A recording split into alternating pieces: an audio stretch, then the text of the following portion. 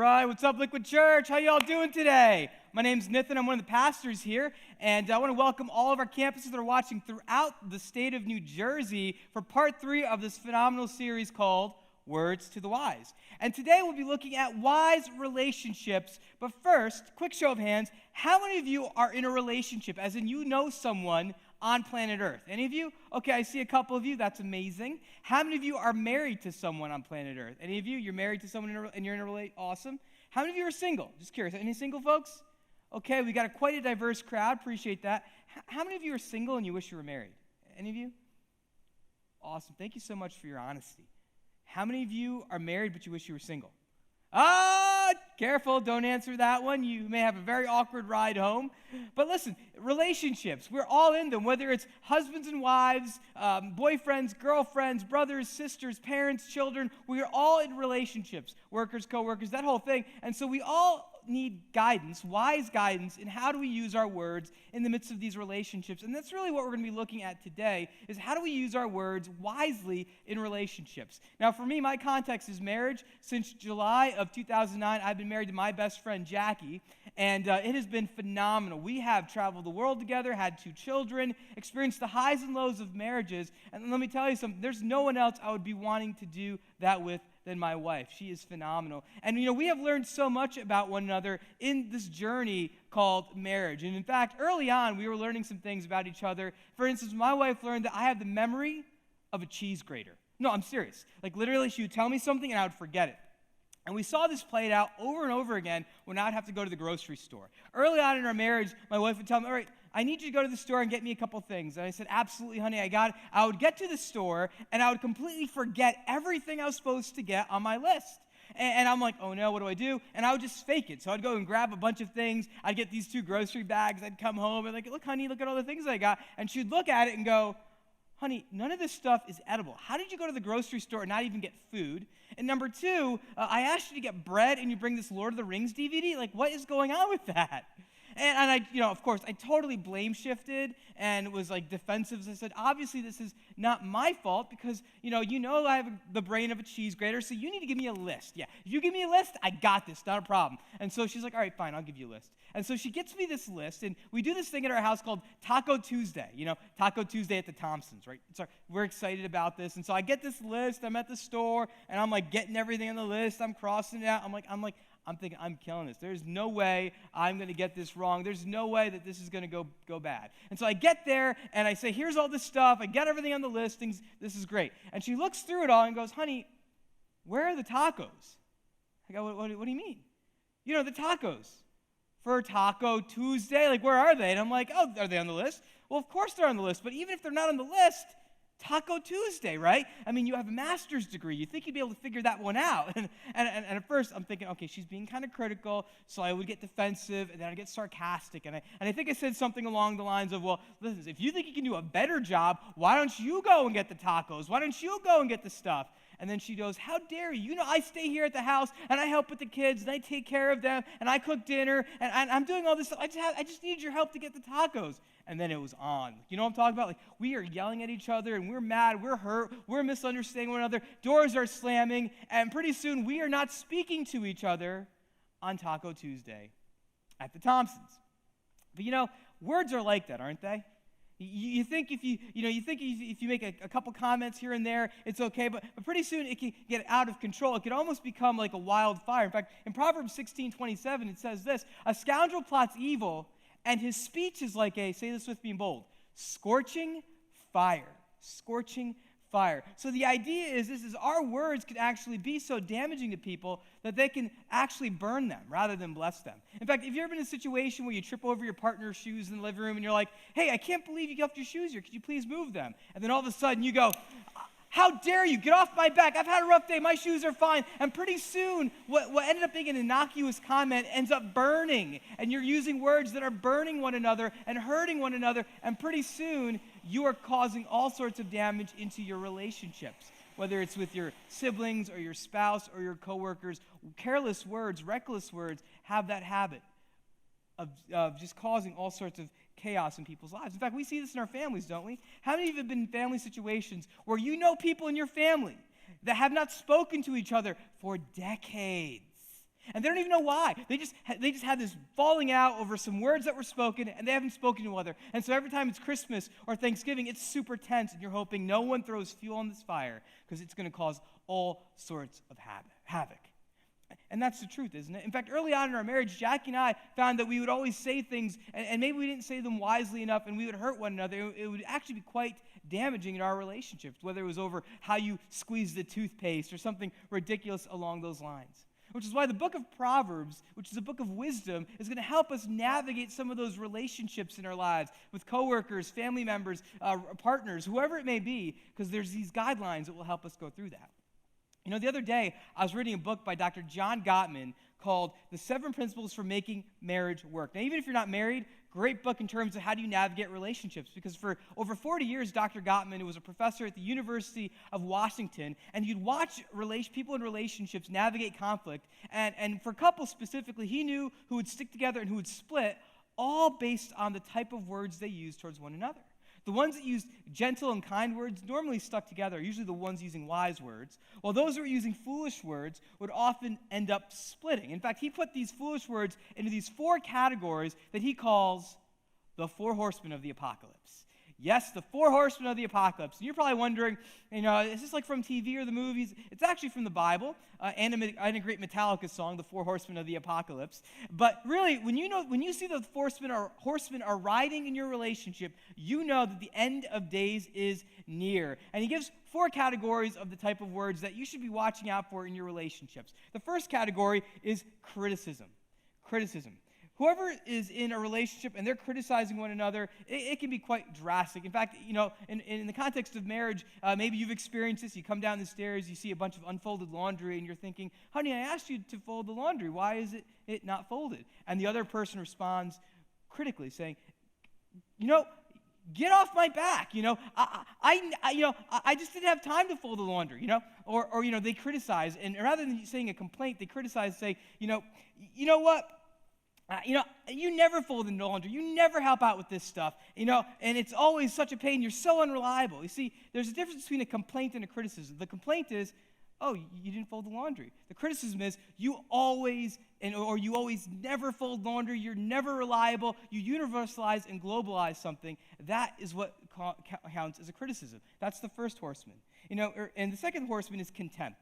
Contempt is when you address your friend or your coworker with either sarcasm or disgust. You have friends coming over. They're supposed to bring different things. Like one friend's supposed to bring the dip for a party, and they didn't bring the dip. You're like, oh, of course.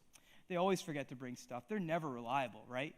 That's contempt. And oftentimes, we use sarcasm or humor to kind of mask contempt, but often it can be really hurtful. In fact, there's a great proverb that describes this. It's in Proverbs 26:18-19. It says this: like a madman shooting, say this with me, firebrands or deadly arrows is a man who deceives his neighbor and says, I was only joking, so, even though I burned you and I hurt you, it was just a joke, right? We're having a good time, right? I'm just messing around. You see, I get it. It's New Jersey. We use sarcasm. In fact, my wife and I joke that sarcasm is kind of like our love language, right? But, doesn't sarcasm hit a point where it kind of gets old? Like this tipping point where it's like no longer funny and bantering, but actually gets hurtful. It starts to cut into people. And that's kind of what contempt does. It cuts into us. And rather than saying that you made a mistake, contempt is really saying you are the mistake. That's the second horseman. The third horseman is defensiveness. Defensiveness. What? You talking to me? It's not my fault. It's your fault. In fact, that's how defensiveness works. It's all about blame shifting. You ever been in this situation where, hey, I thought I asked you to go mail this letter. Well, I would have mailed this letter if you had deposited the money in the account. Well, I did deposit the money in the account. Why didn't you ask me? Well, I would have asked you, but I was expecting. On and on and on the argument goes. Why? Because there's a shifting of blame. No one's willing to take responsibility for their part in it. I actually see this a lot with teenagers, right? Where, you get the data bill for the month, and you're like, well, why is this so high? And you go to talk to your son and your daughter, and you're like, well, you know what? You got to stop watching so much YouTube and Snapchatting. But they respond, you know what, Dad? If we had a better data plan, then this would not be the problem, right? So all of a sudden, it's your problem, not their problem for running up the data bill. So that's the idea of defensiveness. We're blame shifting. It's never our fault. And the final horseman is stonewalling. Stonewalling. And now in a relationship context, a stonewalling is one person is actually trying to communicate whether it's a complaint or there's some other issue, and the other partner is simply folding their arms and is checking out of the conversation completely. and they just don't want to engage. And sometimes they just mentally walk away, or they physically will walk away. Now, the problem with stonewalling is usually it's about 85% men who stonewall. So men will often start disengaging in the conversation. They'll shut down and stop talking. But often their wives or their partner will start getting louder and talk louder and faster and trying to get a response. And then pretty soon they don't get a response, and it's just frustrating. And those men that are stonewallers, if you're a stonewaller, this proverb probably fits really well in those contexts. It says this: better to live on the corner of the roof than share a house with a quarrelsome wife. Now, guys, listen to me. This is not a life verse for you. This is not something you should memorize or go home and say, hey, the pastor told me that I should not talk to you, or when things get bad, I should hide on the roof. That's not what it's saying at all. It's actually describing something that often happens when men or anyone stonewalls. We try to get away from the situation. So rather than deal head on with the conflict, we'll either hide on a roof or we go into our man cave because we just don't want to deal with it. Does this resonate with any of you? Are any of you thinking, oh my gosh, I've ridden on one of these horses, or I've ridden on all of these horses? And whether it's criticism or contempt or defensiveness or stonewalling, whenever these things are regular visitors in our relationships, they're going to cause all sorts of chaos. These communication killers can actually cause so much division if we're not careful and if we're not aware. Because the truth of the matter is we don't have to be taught how to fight dirty. We don't have to be taught how to use foolish words. Rather, we need to learn how to use better words that will build bridges to the people in our lives. Bridges of belonging, of communication, of honesty, of transparency. And that's why the idea that we're going to look at today is this: when words are wise, healing will arise. Would you say this with me? When words are wise, healing will arise. Because wise words are words that are not cutting. Wise words are words that will build up, that will give us insight and understanding into what's going on in the lives of the people around us or in the situations and the circumstances that we have to deal with. Wise words are gentle and they're kind. And wise words ultimately will get us further to where we need to be in our relationships. Again, whether it's with our coworkers or our spouses or our kids. In fact, when words are wise, we find healing, but foolish words bring about harm. Wise words bring understanding, while foolish words actually show ignorance. Wise words start at humility. Foolish words begin with arrogance. Wise words are actually tools of creation, while foolish words are actually weapons of destruction. And see, in all these relationships, we all have weird things that we may fight over, we may disagree, but we have a choice how we're going to respond to them. Did you know what the number one thing couples fight over? It's probably not what you think. You're probably thinking, oh, they fight over maybe it's money or it's household responsibilities or maybe it's even sex. Actually, the number one thing that couples fight over is nothing. It's nothing. It's all the little details that sometimes get us frustrated that kind of can slowly kind of heat up and turn into an explosion. That's how it usually works. And we have a choice with the type of words that we use. Will we use our words to be a blessing, or will we use them to burn? The Proverbs outlines 4 actions we can take to make our words more of a blessing than a burning. And the first action that we see is to curb your criticism. To curb your criticism. Not your enthusiasm, but your criticism. See, the thing is, you are always going to have complaints about your spouse. In fact, it's important that you do. That's how you can grow and help one another get better. But when our complaints become criticism, that's really when it gets dangerous. That's really when we can do all sorts of damage. You see, criticism is when you start attacking the character of your spouse or the person you're in a relationship with, rather than the issue or rather than the behavior that you disagree with. In Proverbs 12:18, it says this: reckless words pierce like a what? A sword. But the tongue of the wise brings what? Healing. Our words have the ability to cut people down or build people up. In fact, oftentimes, many of us, we are really good with our words, right? Like we know exactly what to say and how to say it and to do it in ways where literally we can win the argument all the time. And so whether we get into an argument with our partner where literally we cut them up into ribbons and they come to us to confront us and we've cut them down to the point where they're apologizing, or it's a coworker that we've stabbed in the back and we twist the knife a little bit, or maybe with our kids, we cut the legs underneath them with our words have the power to be cutting. You see, in the ancient world, the sword is a weapon of mass destruction. And with this weapon, we can cause all sorts of chaos and pain in the lives of those closest to us. So we have a choice. We can either use the sword and pick it up and use these words that will cut and kill, or we can sheath our sword, put it away, and use what Proverbs 15:1 says, and that's this: a gentle answer turns away wrath, but a harsh word stirs up anger. Have you ever been in a situation like this, where you've had someone literally pour wrath on you and rage and anger and all sorts of things? I remember years ago, I once had a boss who he called me into his office for whatever reason. I think I was late for a meeting or late for my opening shift, whatever it was. And I go in, and he just starts reaming me out. He is yelling at me and saying, "I can't believe you were late on," and he's going out. And this is the kind of anger where the nostrils are flaring, the spit is coming out of the mouth, huge vein coming out of the neck, and you're just like, whoa, what do I do? And he's going off saying, "I can't believe you were late for this meeting, and it was as a sign of disrespect for me. You showed everyone else that we don't have our act together. How could you? You don't care about this project. You don't care about this organization. What's wrong? Is he giving me one reason why I shouldn't fire you?" And he is going on. And as he's going on, there is a fire burning in my heart right now. There is a rage that is simmering, and I'm trying deep down inside. All these things are coming to my mind, going, maybe I'd have more respect for you if you weren't such a rageaholic. Maybe I would have more respect for you if you could just come and go as you please because you own the place, you're the boss.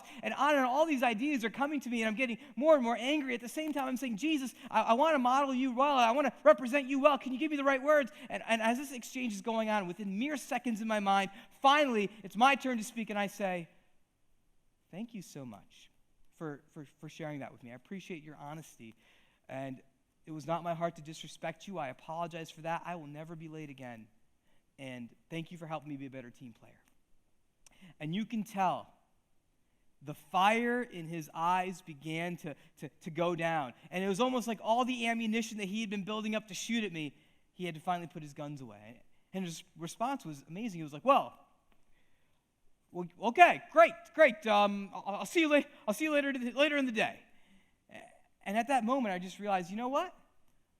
Gentle answers have the power to literally reframe conversations. I went from the one being attacked to the one having the power in that relationship. It was like a judo move, right? And later on, he came and he apologized. We had a great conversation after that. But one of the things I learned is not really in powering up that we have power, but literally in kind of coming to a place where we can use words that are wise. Wise words can bring healing. Wise words can literally change the tone of a conversation in your favor.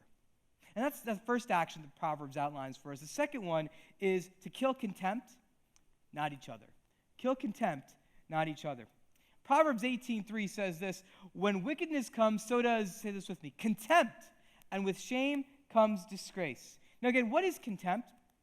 Contempt is when you look down on your friends. You're like, you know what, I'm way better than these guys. They're lucky that I'm in their life. Contempt basically is when you roll your eyes at your boyfriend or your girlfriend because they made another stupid comment or another dumb reference, right? It's literally the sulfuric acid of relationships, making it harder to build bridges of care and connection. That's how dangerous contempt can be.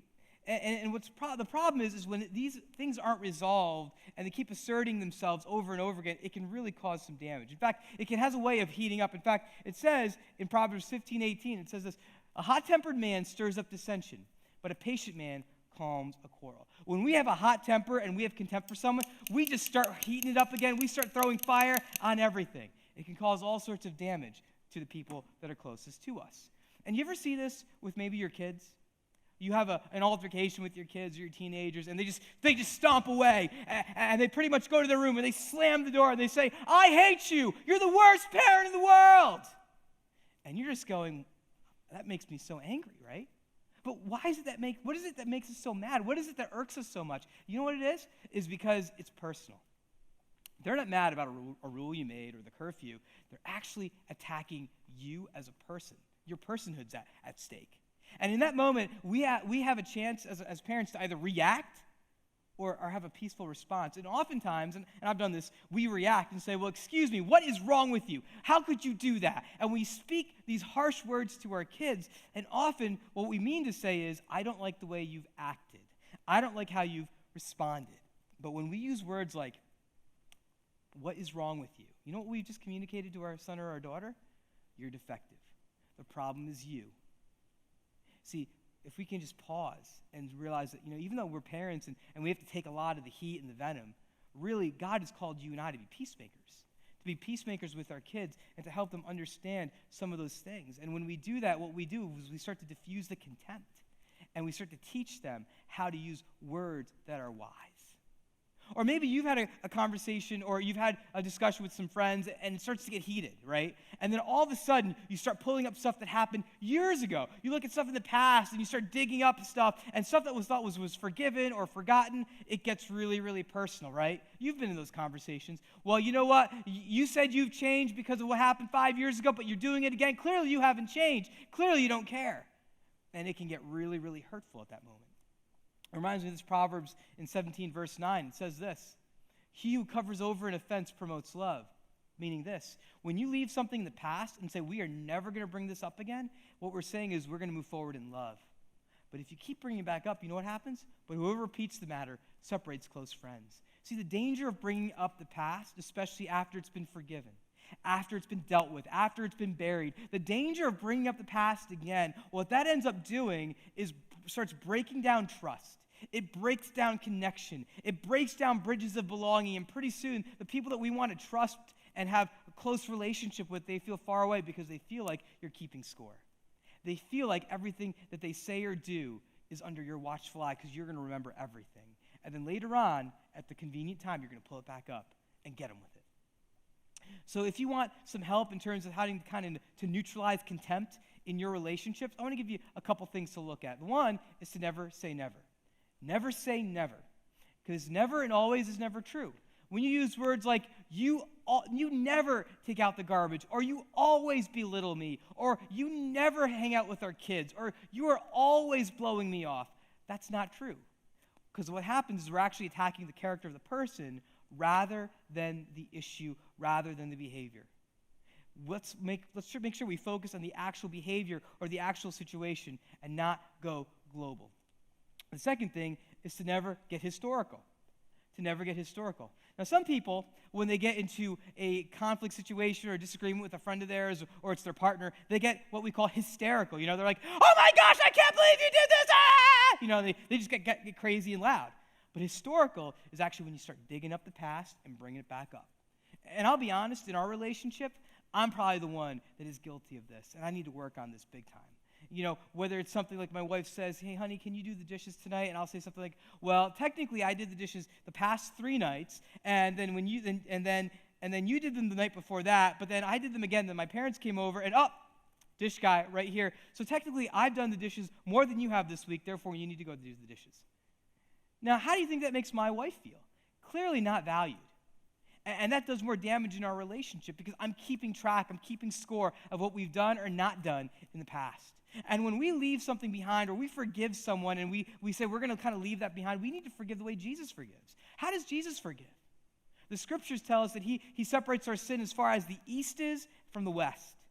He takes our sin and he drops them in the Marianas Trench, the deepest point in the entire earth, so it's lost forever. In fact, the disciples asked him, "So Jesus, how often do we need to forgive people, right?" And they're thinking, we'll tell them 70 times 7. And Jesus says, yes, and more so. Because in relationships, there's an ongoing rhythm of repentance, forgiveness. Repentance, forgiveness. We always forgive. We always release because that's how it works in relationships. In fact, in 1 Corinthians chapter 13, this is one of the passages that everyone reads in marriage. Many of you, this was at your wedding. You said this: love keeps no account of wrong. And so we need to rip up our scorecards. Those of us that keep score, take your scorecard out, like here. Awesome, I see your scorecards. Rip them. Rip them. And as we rip these scorecards up, it gives us the opportunity to be at war with the things that are really separating our relationships. Whether it's in your marriage or your boyfriend, your girlfriend, or your coworkers, whatever it may be, we need to come at the things that are trying to bring us apart, whether it's criticism or contempt. I love this quote by Francis Chan where he says this: "Being in war together may be what keeps us from being at war with each other." You see, when we realize that our partners are our allies, not our enemies, our coworkers are our allies, not our enemies, we're able to go further, faster, because we're not fighting one another, but we're fighting the things that are trying to get in between of us. Which is why when we talk about dropping our defenses, this really goes after this horseman. This really goes after this issue, not the people. Now listen, there are types of criticism that actually are really good. It's what I call constructive criticism. In fact, we need that on a regular basis. My wife and I, when we were first married, we were going to a wedding together. And so I came down the stairs, and my typical, this is what I wear to when I go to weddings. I had my ripped up jeans, I had my t-shirt on, I had my leather jacket, because I like to keep it classy, right? So I'm ready to rock on, ready to go to the wedding. And so I come down the stairs, I'm ready to go, and my wife looks at me and goes, what do you think you're doing? I go, well, I'm ready to go for the wedding. And she goes to me, not like that. I go, what are you, my mother? Come on, people expect me to go to weddings like this. This is what I do. And she goes, listen, not if you go with me, okay? I don't know who you think you're going to go with at this wedding, but you're not going to go to that wedding dressed like a vagabond. So I went up the stairs, and I put on my, nicer clothes. And I even found a tie. And I go to this wedding, and people are kind of staring at me, during the reception. I'm like, what is going on? And someone comes up to me and goes, Nathan, I just want to tell you, I really appreciate you dressing like a grown-up, right? Because every time you go to a wedding, you always are this immature little kid. So thank you for finally growing up. And at that point, I realized I need to talk to my wife about my wardrobe decisions from this moment forward. And that has worked out for me all the most. Because the thing about wisdom is that wisdom listens. Proverbs 15:1 says this, he who listens to a life-giving rebuke will be at home among the wise. See, the reward for dropping our defenses, the reward is that we actually can grow and become wise. We can actually develop and become the people that God has made us to be when we're open to criticism and we make changes and we're open to feedback. In fact, we actually find that we have a higher quality of life because we're open. In fact, I had a great example of this when I was living in Boston years ago. I was working in this office. And one of my coworkers said, hey, Nathan, let's go get some coffee. And I said, oh, yeah, I'd love to get some coffee. So we get some coffee, we sit down, we're having coffee, and we're having a great time. And he goes, Nathan, I really need to talk to you about something. The way you've been treating our coworker, Kelly, I just think it's a little disrespectful. You're kind of mean. And I really think you might want to rethink maybe how you talk to her. And I'm just thinking, come on, you're crazy. I'm sarcastic and I mess around. She gets that. It's not a big deal. It's no problem. Well, I feel like every time you talk to her, she tunes you out. Like she's not taking you seriously anymore. I said, all right. I appreciate the feedback. So I went back and I talked with my coworker, and we worked it out. And at that moment, I didn't realize how I had actually been hurtful to her. It's in moments like that when you had someone come to you and really confront you that really can be life-changing. In fact, I'm so grateful for that coworker. I'm so grateful that they had the courage to speak into my life, even though they knew I'd probably be defensive and I wouldn't receive it at first.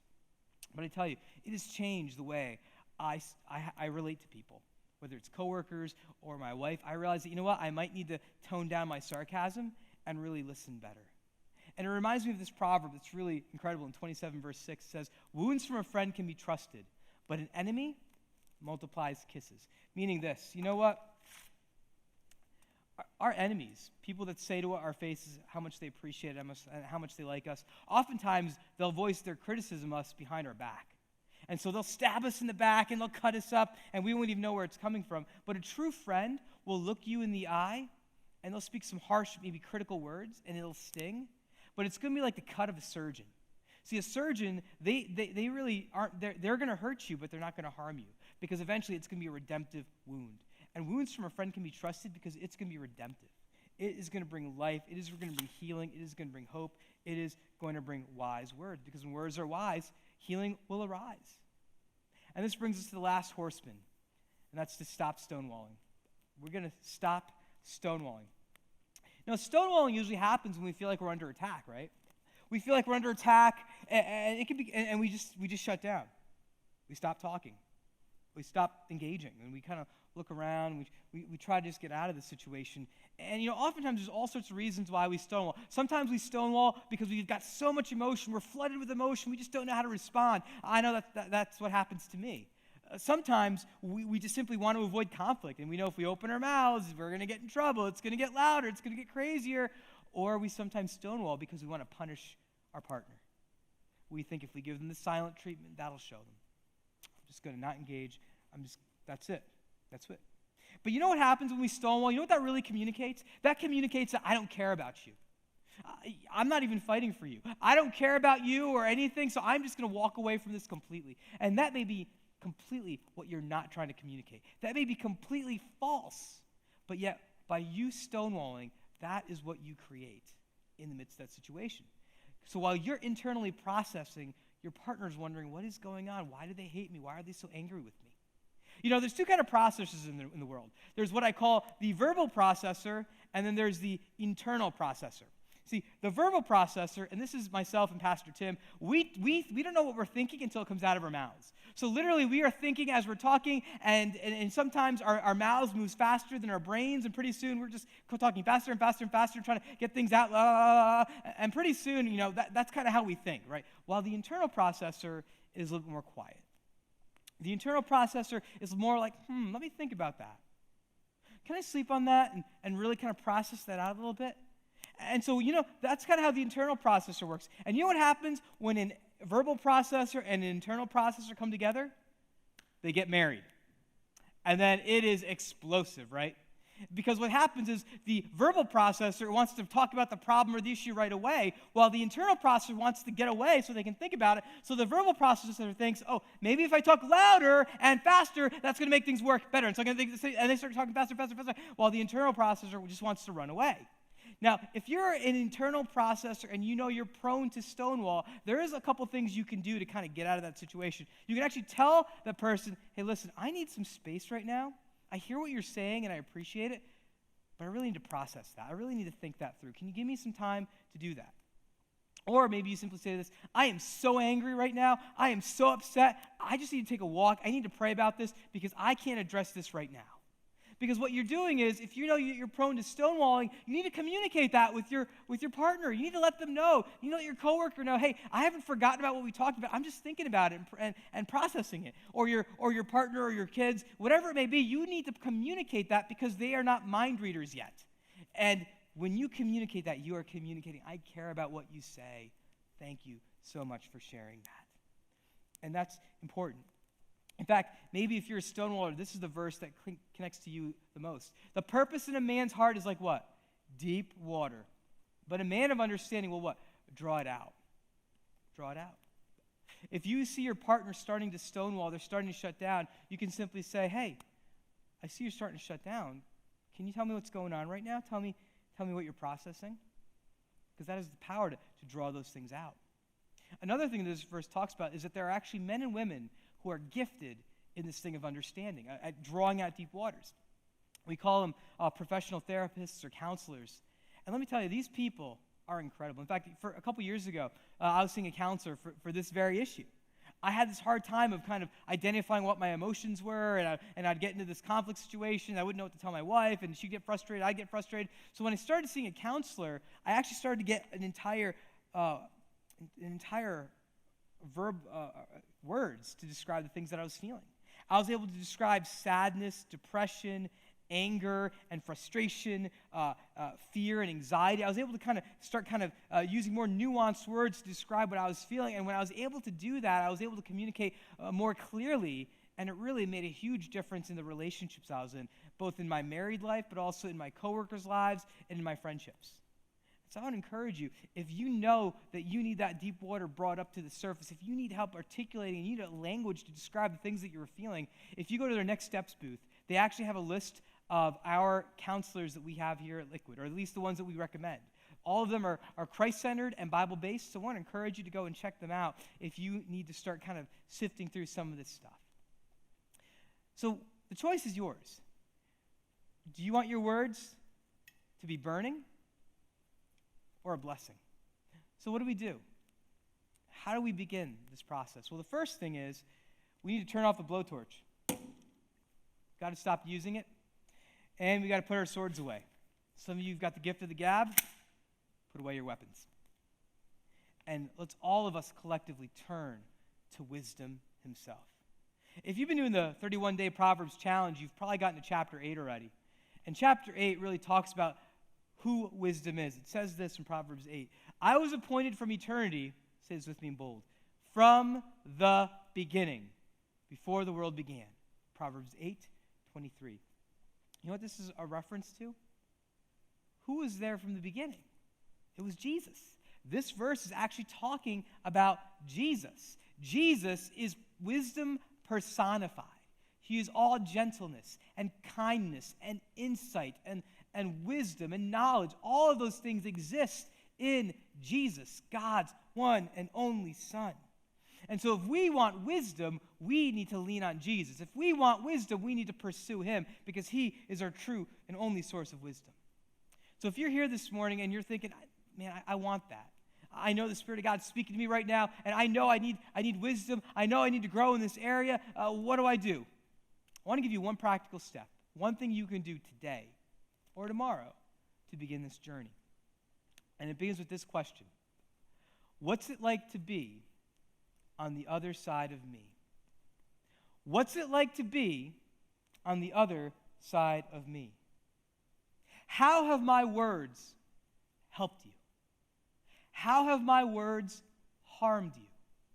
How has my lack of words, maybe something I should have said, how has that made an impact on you?